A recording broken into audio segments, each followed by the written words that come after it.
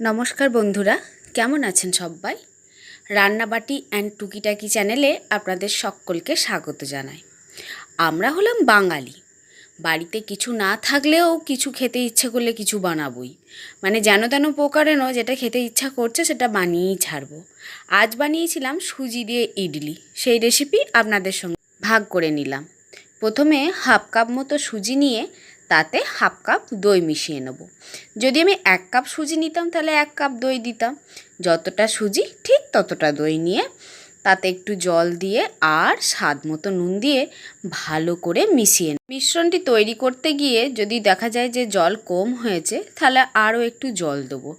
আমি জল দিয়েছিলাম, আপনারা দেখে নিন মিশ্রণটি ঠিক কীরকম তৈরি করতে হবে।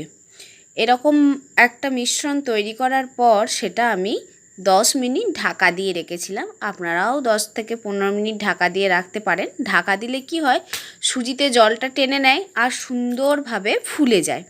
সেই জন্য জল দিয়ে ভালো করে ঢাকা দিয়ে রাখতে হবে। এই টিফিনটি বানাতে আপনার টোটাল 20 মিনিট টাইম লাগবে। এই যে ঢাকা দিয়ে রাখলাম 10 মিনিটের জন্য। এরপর 10 মিনিট হয়ে গেলে একটা কড়াইয়ে বা ফ্রাইং প্যানে জল নিয়ে জলটাকে ফুটতে দেবো। তার মধ্যে 2 টুকরো লেবু ফেলে দেবো, তাহলে কড়াইয়ে জল ফোটার দাগটা হয় না আর সুন্দর গন্ধও ছাড়ে। এরপরে ব্যাটারটা 10 মিনিট হয়ে গেছে, খুলে নিয়ে ওর মধ্যে দেব 1 চামচ মতো বেকিং সোডা। বেকিং সোডা না থাকলে আপনি ইনো দিতে পারেন, বেকিং পাউডার দিতে পারেন, যা আছে তাই দেবেন। মোট কথা হচ্ছে ইডলি বানানো নিয়ে কাজ। এই বেকিং সোডাটাকে অ্যাক্টিভেট করার জন্য একটুখানি লেবুর রস ওর মধ্যে দিলাম। বেকিং সোডাটা মেশাতে মেশাতেই আপনি বুঝতে পারবেন মিশ্রণটা কেমন হালকা হয়ে আসছে আর ফুলে আসছে। এই সময় বেশি দেরি করা যাবে না। বাড়িতে ইডলি মোল্ড থাকলে ভালো, না থাকলে স্টিলের বাটি নিয়ে তার মধ্যে তেল বুলিয়ে নেব। মোট কথায় ইডলি খেতে ইচ্ছা হয়েছে, ইডলি খাবো, যেমন করে পারি খাবোই। তার মধ্যে মিশ্রণটি ঢেলে দেবো, কিন্তু বাটি ভর্তি করে দেব না, হাফ বাটি দেবো। কারণ এগুলো সেদ্ধ হওয়ার পর ফুলে উঠবে, তখন বাটির বাইরে বেরিয়ে চলে আসবে। সেই জন্য তেল বুলানোর পর হাফ বাটি করে মিশ্রণটি দিয়ে কড়াইয়ে যে জল ফুটছিল তার মধ্যে একটা স্টিলের স্ট্যান্ড বসিয়ে এই বাটিগুলিকে বসিয়ে দেবো। বাটির সংখ্যা বেশি হলে স্ট্যান্ডের উপর থালা দিয়ে তার উপরে বসাতে পারেন, তাহলে অনেকগুলি বাটি ধরবে। এরপর ঢাকা দিয়ে ফুটতে দেবো 10 মিনিটের জন্যে। এই সময় এইটির জন্য একটা তড়কা বানিয়ে নেব। তার জন্য তড়কা প্যানে সর্ষের তেল, কালো সর্ষে আর সাউথ ইন্ডিয়ান ফ্লেভার আনার জন্য কারি পাতা দিয়ে ফোড়নটা রেডি করে নেব। এরপর 10 মিনিট হয়ে গেলে ঢাকনা খুলে দেখে নেব যে ইডলিগুলো সিদ্ধ হয়েছে কিনা।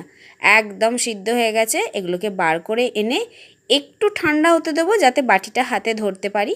ইডলি কিন্তু গরম গরমই খেতে খুব ভালো লাগে। এই দেখুন একদম সুন্দর ফোলা ফোলা ইডলি হয়েছে, কি সুন্দর একদম জালের মতো নরম আর স্পঞ্জি এই ইডলিগুলো।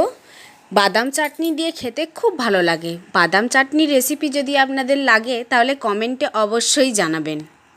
এই স্পঞ্জের মতো ইডলিগুলোতে এবারে সাউথ ইন্ডিয়ান ফ্লেভারটা আনতে হবে। তার জন্য যে তড়কাটা বানিয়ে রেখেছিলাম তা দিয়ে দেবো এর উপরে।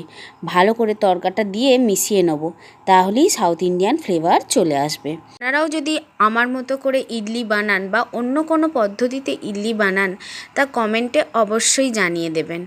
ফলো করে, লাইক করে, সাবস্ক্রাইব করে আমার পাশে থাকবেন। আমি সামান্য একজন গৃহবধূ, সবসময় চেষ্টা করি যেটুকু বানাই আপনাদের সঙ্গে ভাগ করে নেওয়ার। ভালো লাগলে লাইক, কমেন্ট, শেয়ার অবশ্যই করবেন। ভালো থাকবেন সবাই। Thank you.